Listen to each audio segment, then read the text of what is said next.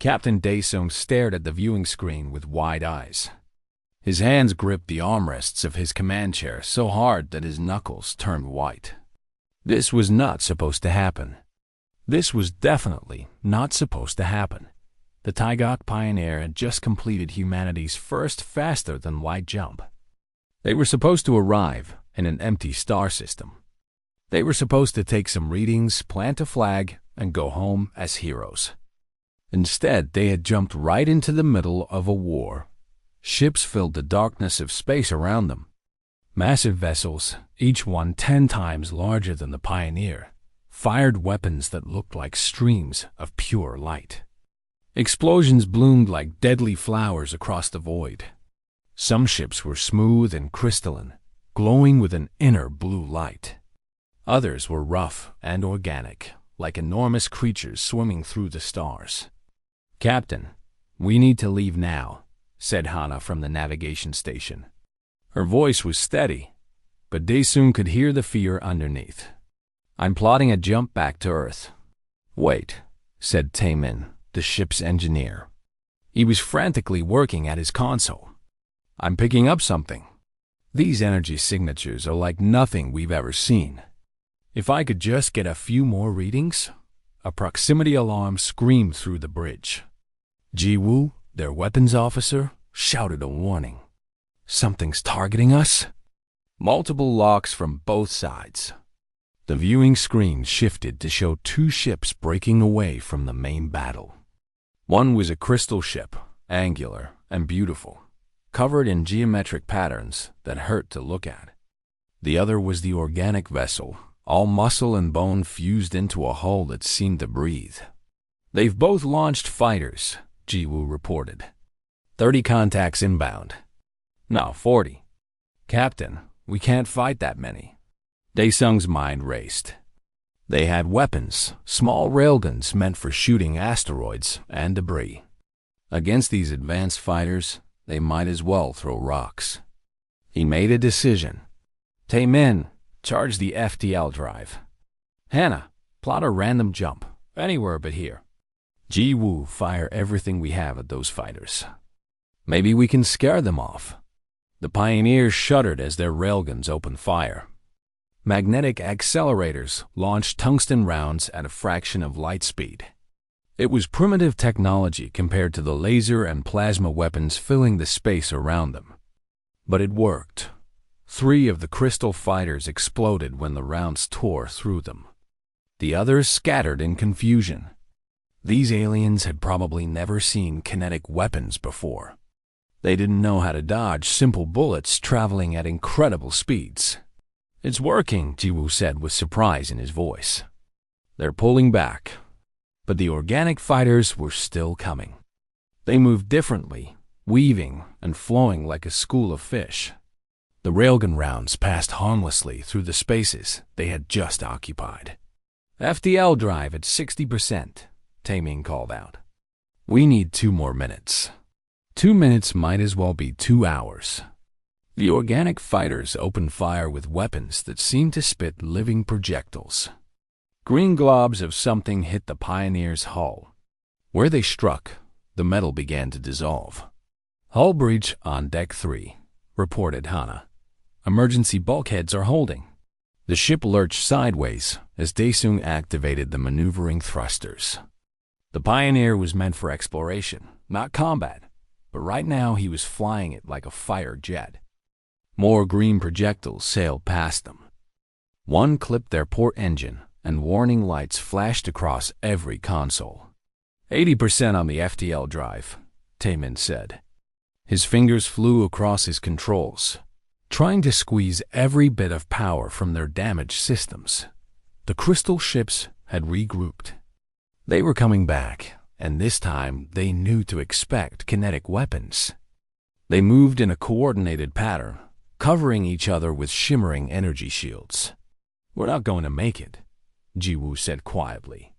Then something unexpected happened. The 2 alien forces, which had been working together to attack the Pioneer, suddenly turned on each other. The crystal fighters launched missiles at the organic ones. The organic fighters responded with more of their dissolving bioweapons. In seconds, they were fighting each other instead of the human ship. What just happened? Hannah asked. I don't know, and I don't care, Dae-Sung replied. Tae-min, how's that drive? 95%. Almost there. A massive crystal ship, bigger than an aircraft carrier, moved into position. It was charging some kind of main weapon. Energy gathered at its bow, growing brighter and brighter. The target wasn't the organic ships. It was pointed directly at the Pioneer. They're going to fire, Ji-woo warned. Jump now, Dae-Sung ordered. I don't care if we're not at full power. Jump now. Tae-min slammed his hand down on the activation control. The universe twisted around them. Space stretched and compressed in ways that made no sense. For a moment, Dae-Sung saw colors that didn't exist and heard sounds in the silent void. Then, everything snapped back to normal. They were floating in empty space. No battle, no alien ships. Just the familiar stars of their home galaxy, now many light years away from where they had been. Damage report, Dae-Sung said, trying to keep his voice steady. Port engine is offline. Hull breaches on 3 decks. We're venting atmosphere from the cargo bay, Tae-min rattled off. But we're alive. We actually survived that. Did anyone get readings on those ships? Dae-Sung asked. I got everything, Tae-min replied, holding up a data drive. Ship configurations, weapon signatures, energy outputs. Everything we saw is recorded. Dae-Sung nodded slowly. They had stumbled into something big. 2 alien civilizations at war, both with technology far beyond Earth's capabilities. And now both sides had seen humans. Both sides knew Earth existed. Set course for home, he ordered. Best possible speed. Earth needs to know about this. We need to prepare. Prepare for what? Hannah asked.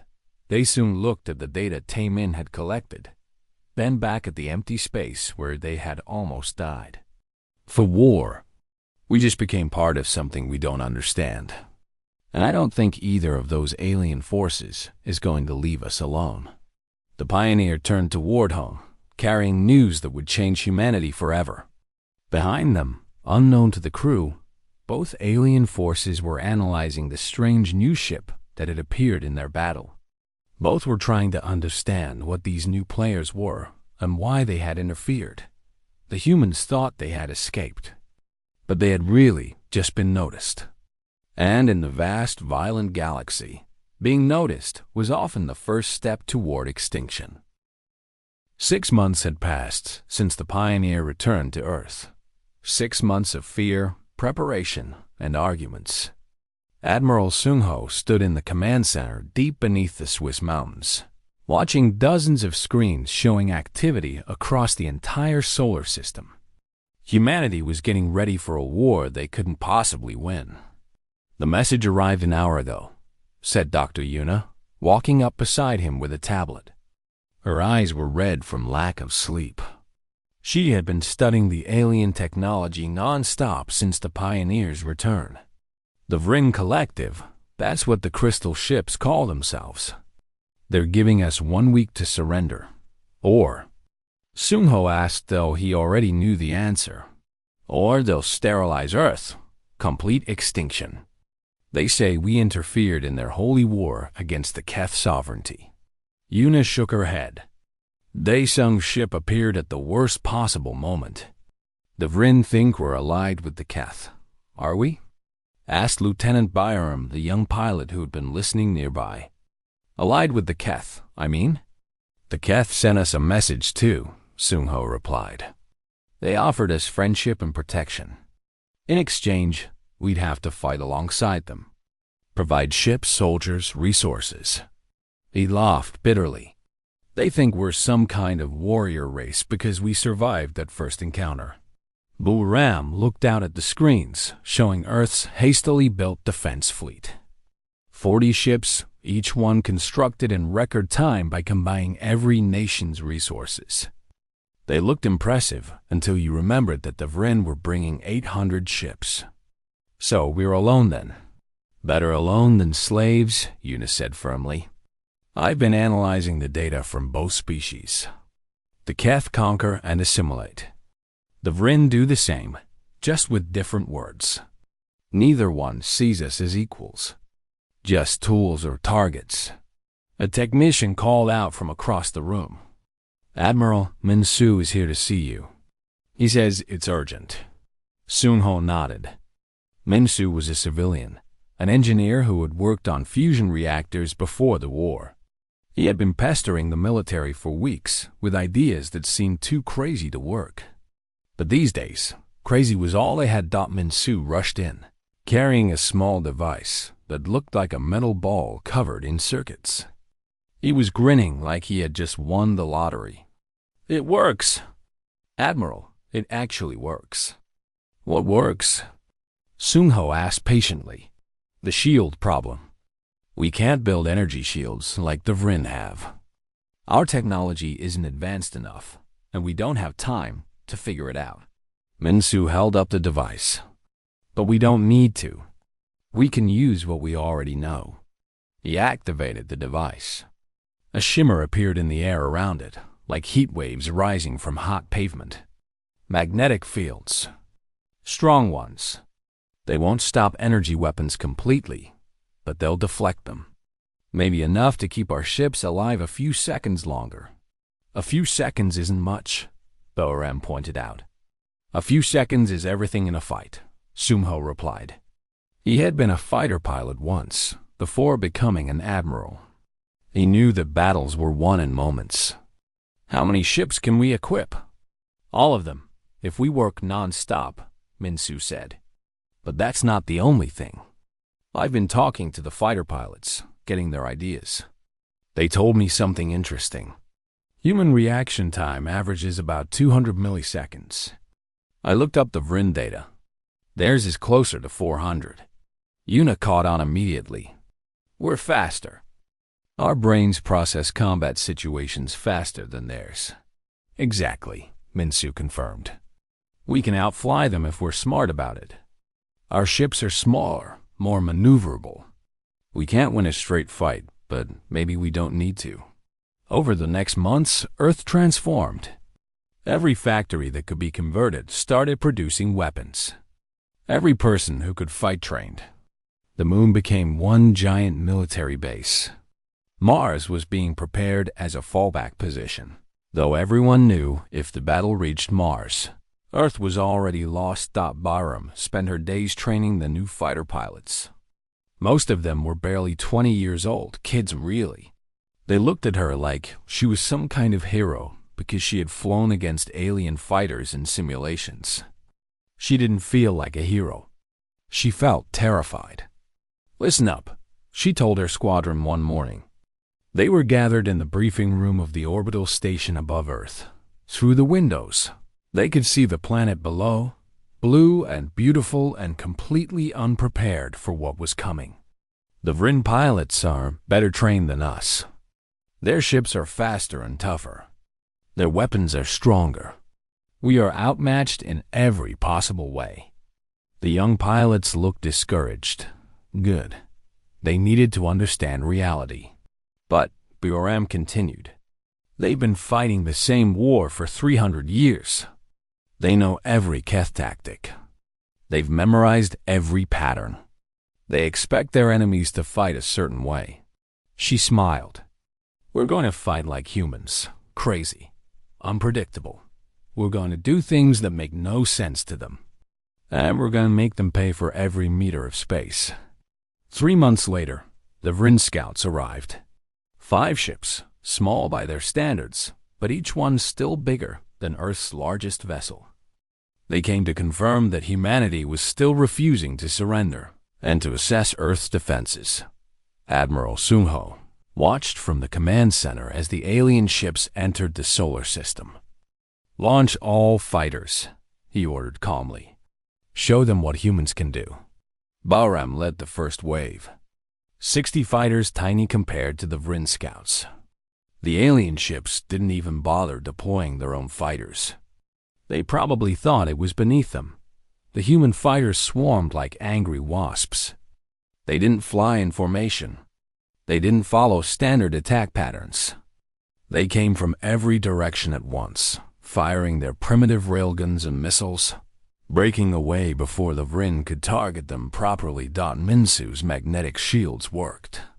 Energy beams that should have destroyed the fighters were deflected just enough to only damage them. Pilots that should have died kept fighting. Bauram flew her fighter in closer than any sane pilot would dare. She could see the crystalline surface of the Vryn scout ship, see the patterns that covered it. She fired her entire payload of missiles at point-blank range, then pulled up so hard that the G-forces made her vision go gray. The missiles hit the same spot on the shield, overloading it for just a moment. That was all they needed. Other fighters poured railgun fire through the gap. The Vryn ship's hull cracked like glass. It took 40 minutes. Earth lost 32 fighters and over 100 pilots. But when it was over, all 5 Vryn scouts were destroyed. Pieces of crystalline hull floated in space, like diamonds scattered across black velvet. Admiral Sungho watched the celebration in the command center. People were cheering, crying, hugging each other. They had won. They had actually won against the Vryn. But Sungho wasn't celebrating. He was looking at the casualty reports and the damage assessments. 5 scouts had cost them 32 fighters. The main Vryn fleet had 800 ships. The math was simple and terrible. Dr. Yuna stood beside him. The main fleet will arrive in 3 months, she said quietly. We don't have enough time to build more ships. We barely have enough pilots left to fly the ones we have. Then we'd better come up with better tricks, Sungho replied. Because in 3 months, we're going to face impossible odds. And we're going to win anyway. We have to? There's no other option. On Earth below, people celebrated humanity's first victory against an alien threat.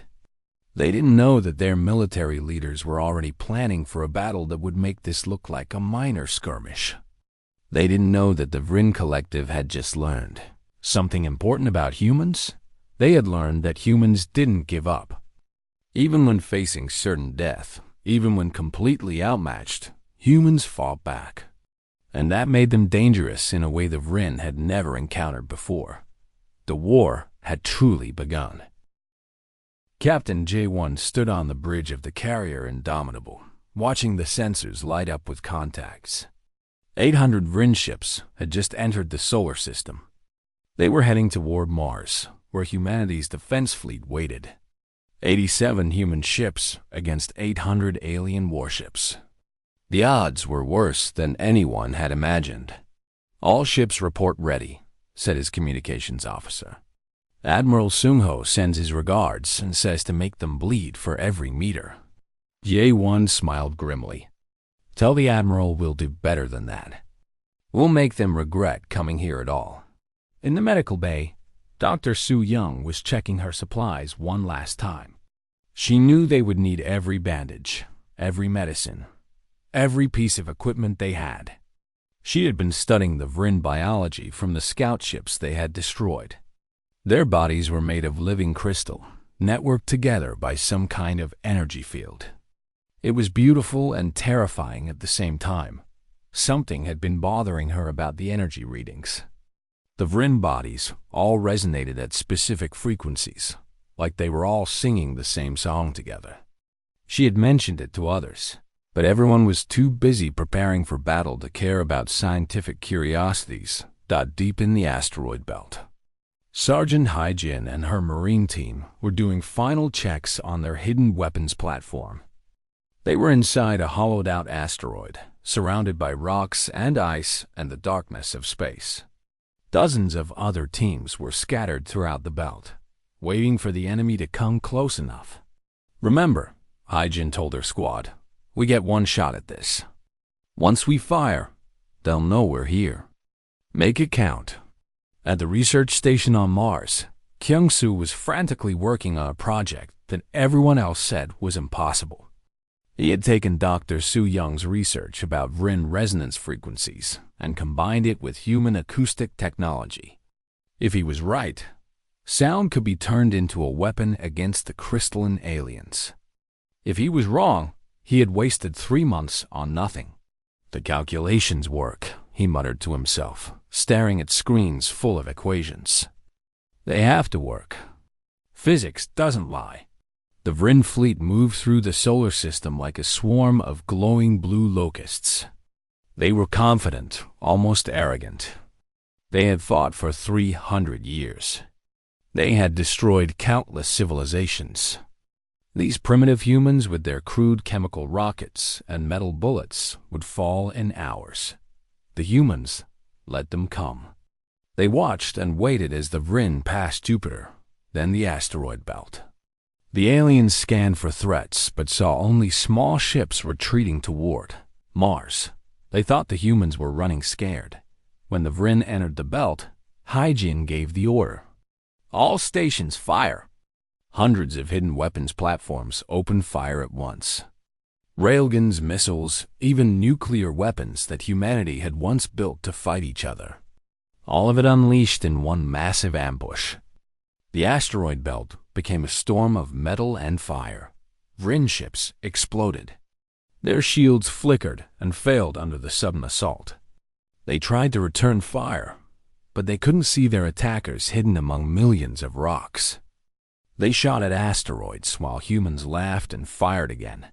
50 Vrin ships were destroyed in the first 10 minutes. But they adapted quickly. They began destroying every asteroid large enough to hide a platform. They poured fire into the belt, turning rock into glowing plasma. Hyjin and her team had to evacuate as their asteroid was blown apart. Many other teams weren't so lucky that the surviving Vrin fleet, now 700 strong, pushed through toward Mars. They were angry. They hadn't expected this much resistance from primitives. They would make the humans pay. Captain J1 watched them come. All ships, attack pattern Delta. Make them think we're going to ram them.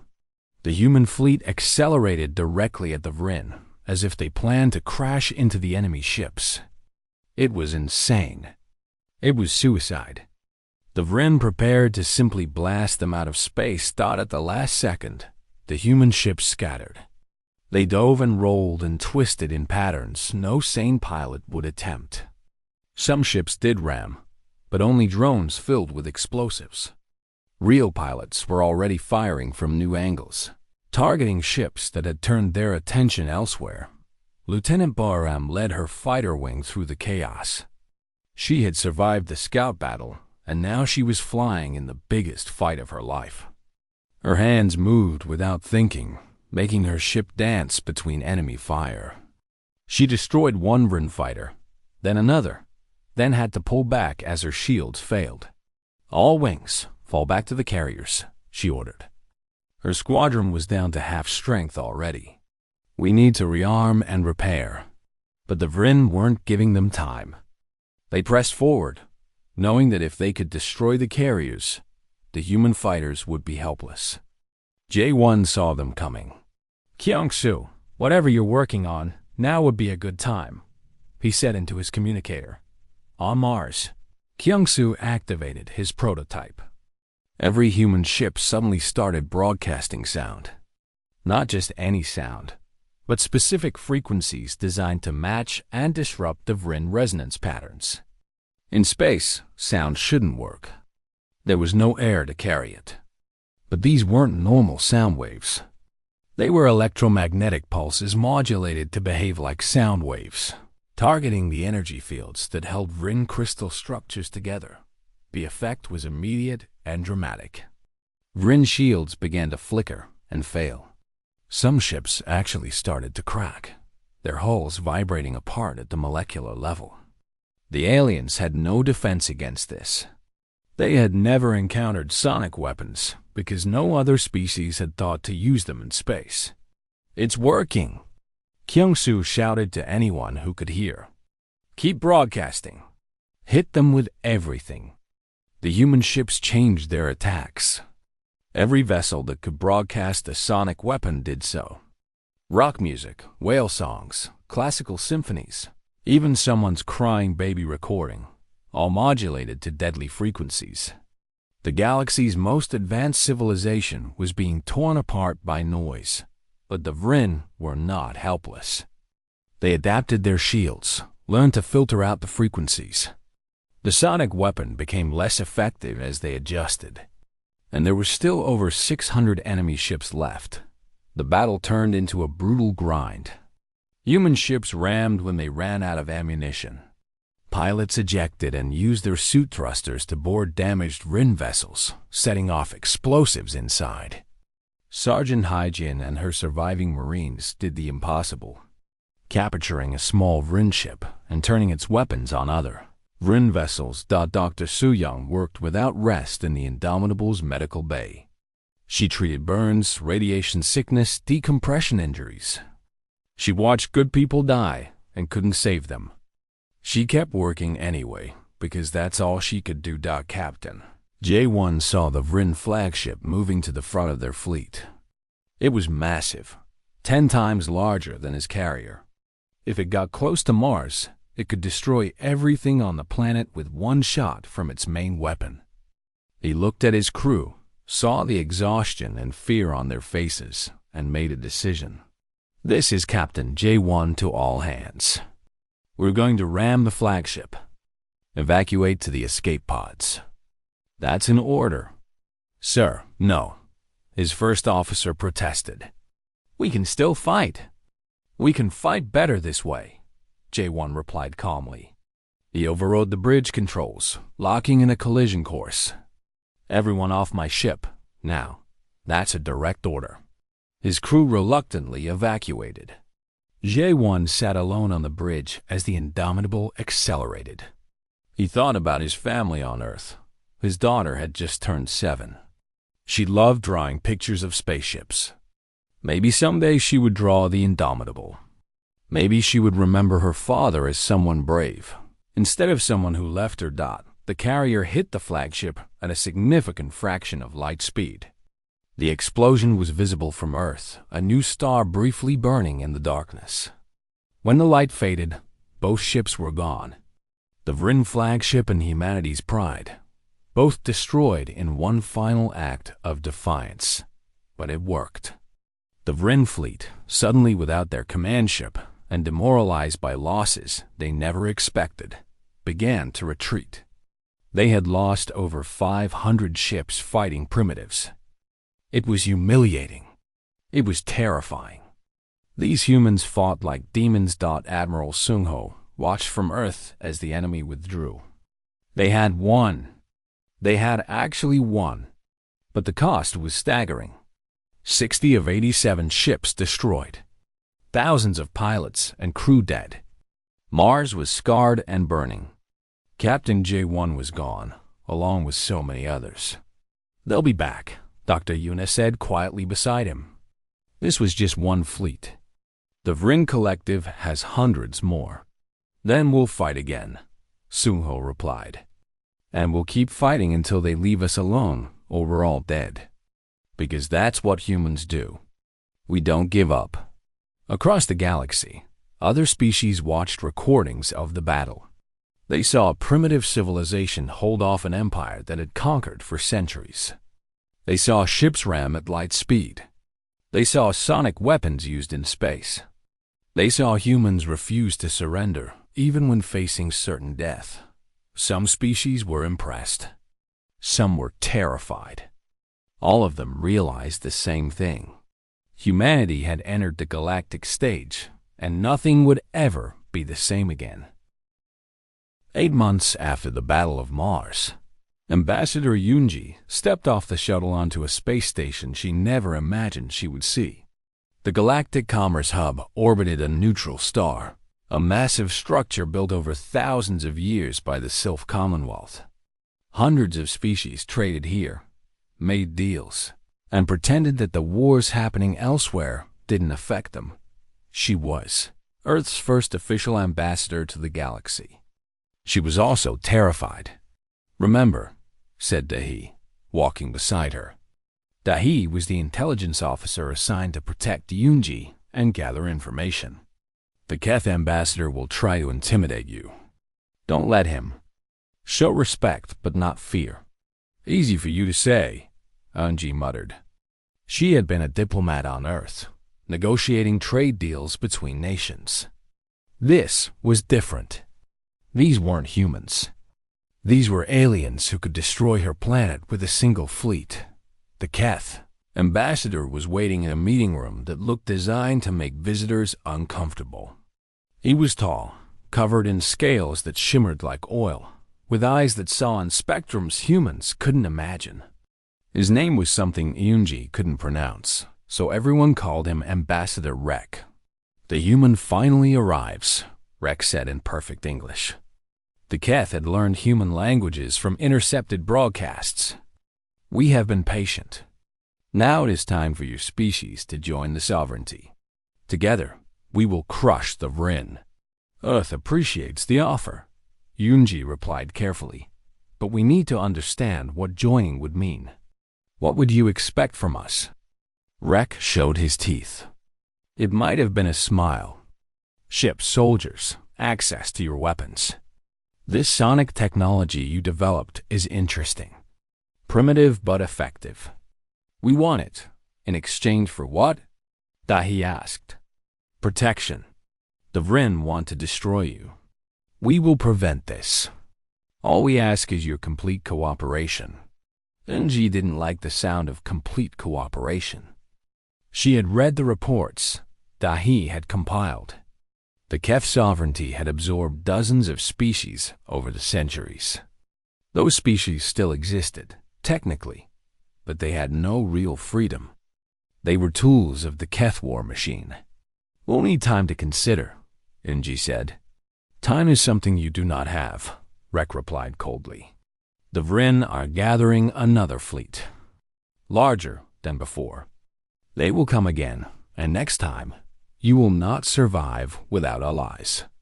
Meanwhile, Commander Wu Jin was leading his special operations team on a mission deep in contested space.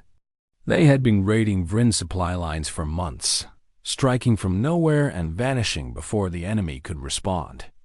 The Vryn had started calling them ghosts. Target ahead, whispered Hana, Wu Jin's second in command. She had been on the Pioneer during first contact and had volunteered for every dangerous mission since. Supply depot, lightly guarded. Just like the intelligence said, they moved through the darkness of the disabled space station. The Vryn guards never saw them coming. Wu Jin and his team had learned to fight in zero gravity, using the environment as a weapon. They were good at this. Too good, maybe. Wu Jin sometimes worried about what this war was turning them into. Commander, we have a problem, called out Taemin, the team's tech specialist. He was looking at the cargo manifests on a computer terminal. These supplies aren't military. It's food, medicine. This is a civilian supply depot. Wu Jin felt his stomach drop. Are you sure? Positive. This station serves a Vryn colony world. Families, children, non-combatants. Taemin looked sick. We were sent to attack civilians. Command wouldn't do that, Hana protested. There must be a mistake. But Wu Jin was already thinking about the intelligence they had received. It had come through the Keth. The Keth had provided the location, the details, everything. He realized with horror what had happened. It's a test, he said quietly. The Keth want to see if we're really committed to the war. If we're willing to attack civilians, what do we do? Asked one of the younger soldiers. Wu Jin made a decision that would change everything. We abort. Set charges to disable their communications and engines, but nothing that will kill anyone. We're leaving. As they prepared to evacuate, they heard a noise from one of the storage rooms. Wu Jin went to investigate and found 3 Vryn civilians hiding there. Scientists, based on the equipment around them. They looked terrified. One of them spoke in broken English. Please, don't kill. We no fight. We want peace. Wu Jin stared at them. He had been killing Vrin for months. He had stopped thinking of them as people. But these scientists looked as scared as any human would be. They were just people trying to survive a war they probably didn't want. Come with us, he said, surprising himself. We'll get you somewhere safe. Back at the commerce hub, Yunji was meeting with a sylph merchant named Threx. The sylph were strange creatures, flowing and amorphous, like living liquid in a containment suit. Threx had been doing business across the galaxy for decades. The Keth are using you, Threx said simply. They always do this with new species. Offer protection, demand cooperation, and slowly take control. In 50 years, humans will be extinct or enslaved. Then what should we do? Yunji asked. The Vrin want us dead. The Keth want us as tools. Where does that leave us? Alone, probably, Threx replied. But alone with dignity. The galaxy respects strength and honor. You showed strength at Mars. Now you need to show honor. Dahi had been quiet during the meeting, but now she spoke up. I've been monitoring communications. The Keth are planning something. They're going to demand that Earth attack a Vrin colony world. They want us to commit a massacre to prove our loyalty. Unji felt cold. We can't do that. If we refuse, they'll withdraw their support. We'll be completely alone, Dahi said. But if we agree, we become monsters. Everything we fought for becomes meaningless. That night, Yunji couldn't sleep. She kept thinking about Earth, about all the people depending on her to make the right choice. She thought about Captain J1, who had sacrificed himself to save others. Would he have approved of murdering civilians to buy Earth's survival? The answer was obvious. He would have been disgusted. The next day, Ambassador Rek delivered the Keth's demand. Attack the Vrin colony world of Felix. Kill or capture everyone there. Prove that humanity was serious about the war. Yuunji looked at the Keth ambassador and made her choice. No? Rek repeated, as if he hadn't heard correctly. Humanity will not commit genocide. We will not murder civilians. If that means we lose your alliance, then so be it. Yunji stood up. We would rather face the Vrin alone than become what we're fighting against. Rek's expression turned cold. Then you have chosen extinction. The sovereignty withdraws all support. You are on your own. We always were, Yunji replied.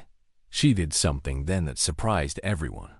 She opened a communication channel and broadcast her next words across every frequency, to every species in the sector. This is Ambassador Yunji of Earth. The Keth sovereignty has demanded that humanity commit genocide. We refuse. We will not murder innocents to prove our strength. We will fight the Vrin, but we will do it with honor. Earth stands alone, but we stand for something real. Across the galaxy, species heard her words. The Sylph Commonwealth heard. Dozens of neutral worlds heard. Even the Vrin heard. And for the first time in centuries, some of them wondered if this war could end differently than they had always believed. Commander, Wu Jin returned to Earth with the Vrin scientists. His mission was officially a failure, but unofficially, it proved something important. Not all Vrin wanted this war. Some of them were just trying to survive, the same as humans. He worked through the night, compiling evidence. She discovered something shocking. The war between the Vrin and the Keth had started 300 years ago over mining rights to an asteroid field. That asteroid field had been completely mined out 200 years ago. The war continued because neither side would back down. Pride and hatred replaced any real purpose. Yuunji received a message from Threx. The Sylph Commonwealth is impressed by your speech. We are offering trade relationships with Earth. No military alliance, but economic support. Others may follow. It wasn't much, but it was something. Earth wasn't completely alone. Then another message arrived. This one was from the Vrin. Yoonji's hand shook as she opened it. She expected threats, demands for surrender. Instead, she found a simple question. Is peace possible? It was from a Vrin faction she had never heard of. Scientists and civilians, led by the same people Wu Jin had rescued. They were asking if Earth would help negotiate an end to the war. Eung looked at the message for a long time. Earth had barely survived 2 battles. The Vrin could send 10 more fleets. The Keth had abandoned them. They had no allies, no hope of military victory. But maybe, just maybe, they could do something no one expected. They could stop the war itself. "Dahi," she said, "get me a secure channel to Admiral Sung-ho. Tell him I have an insane idea. And tell Wu Jin to get those Vrin scientists ready to talk. We're going to try something that's never been done before." "What's that?" Dahi asked. "We're going to make peace between species that have been killing each other for 300 years. And we're going to do it before the next Vrin fleet arrives." Yoonji smiled. It was a tired, desperate smile, but it was real. Humans wandered into this war by accident. Maybe we can wander out of it the same way. Admiral Sung-ho watched the sensor displays with calm acceptance. 1,200 Vrin ships were approaching Earth. His fleet had 40 ships. The odds were worse than at Mars, and they had barely survived that battle. This time, there would be no miracle. This time, humanity would fall. "All ships report ready," said his communications officer, a young man named Chanwoo on his first real assignment. He was trying to keep his voice steady. "Earth defense grid is online. Luna batteries are charged. We're as prepared as we can be." "That's not very prepared," muttered Captain Di-Sung from the Taeguk Pioneer. The ship that had started this whole mess was now Earth's flagship, repaired and upgraded. Di-Sung had survived every battle so far. He didn't expect to survive this one. On Earth below, billions of people watched the sky. In Seoul, a woman named Meiran held her children close. In Tokyo, a man named Jun stood on his balcony, wondering if he would see the sunrise tomorrow. In New York, a girl named Acha recorded a message for anyone who might find it someday, explaining who humanity was and why they fought. Everyone knew what was coming. Everyone knew they would lose. But no one was running. There was nowhere to run to anyway. "Ambassador Yoonji sends a message," Chanwoo reported. "She's still negotiating with the Vrin peace faction. They're trying to convince the Empress to call off the attack." "How's that going?" Dae-sung asked. "Not well," Sung-ho replied. "The Empress thinks we're too dangerous to live. We've killed thousands of her people. She wants revenge." Lieutenant Boram sat in her fighter, ready to launch. She had somehow survived every battle. Her squadron was down to 5 pilots from the original 30. They all knew this was the end. They had already said their goodbyes to each other. "All fighters, this is Boram," she said over the squadron channel. "It's been an honor flying with you. When we launch, make every shot count. Show them what humans can do." The Vrin fleet entered the solar system like a blue tide of death. They didn't bother with formations or tactics. They didn't need to. They had overwhelming numbers and superior technology. Earth would fall in hours, maybe minutes. Then something unexpected happened. The sensors picked up new contacts, jumping in from other vectors. 200 ships appeared, painted in the colors of the Sylph Commonwealth.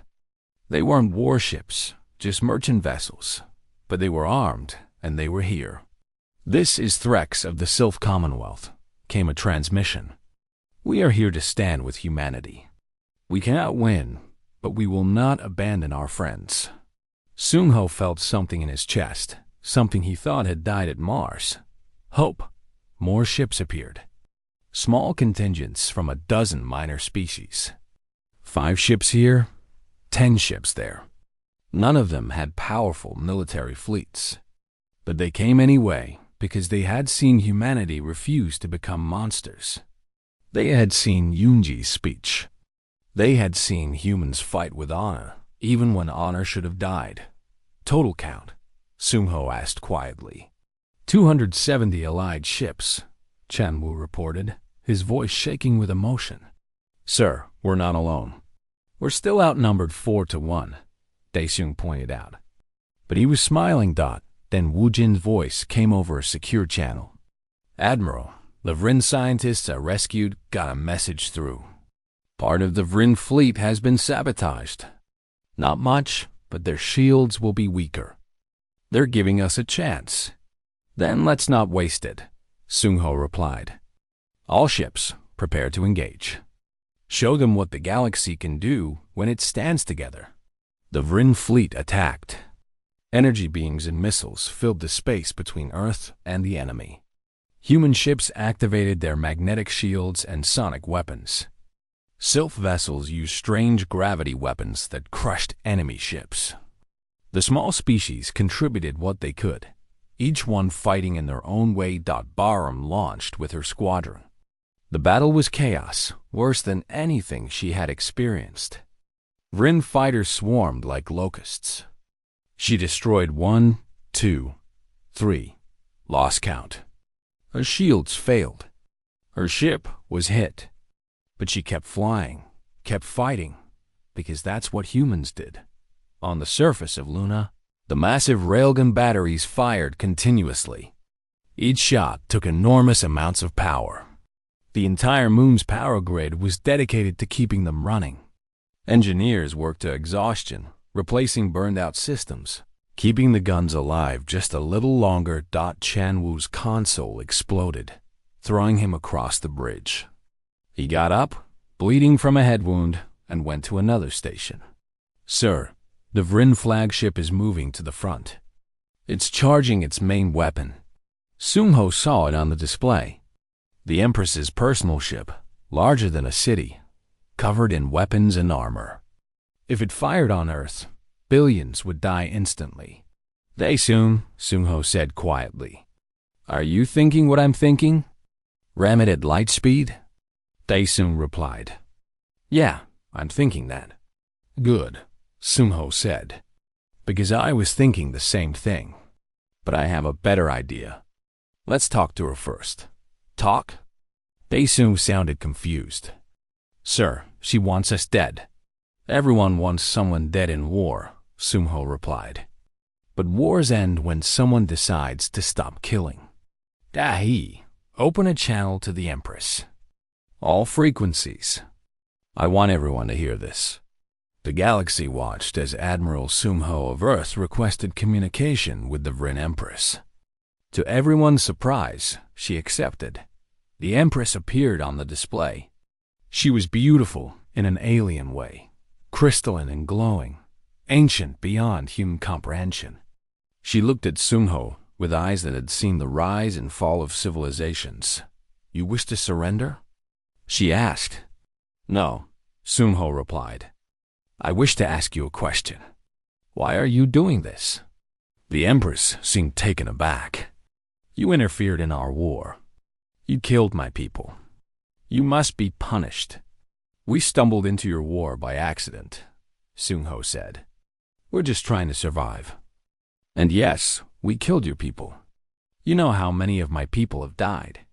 Thousands. Good people, brave people, people with families and dreams. All dead because of a war we never wanted. War is war, the Empress said coldly. Is it? Sungho pulled up data on his screen. Commander Dahi found something interesting. Your war with the Keth started over an asteroid field that doesn't even exist anymore.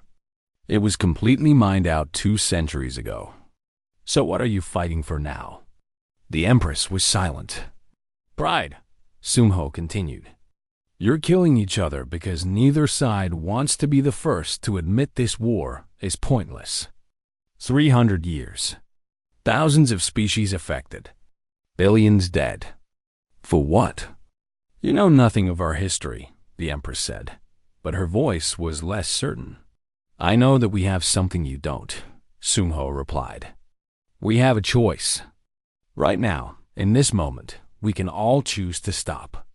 You can destroy Earth. We can destroy your flagship. More people can die. Or we can be the generation that ended a pointless war. Captain Di-sung sent a private message to Sung-ho. Sir, I'm ready to ram the flagship if this doesn't work. Stand by, Sung-ho replied. Then, to the Empress, I'm transmitting data from your own scientists. The ones who defected, who helped us. They want peace. How many more of your people want this war to end but are too afraid to say it? The Empress looked at the data. Her expression was unreadable. The battle continued around them, ships dying, people dying, while their leaders talked. Then something happened that no one expected. A Keth fleet appeared at the edge of the solar system.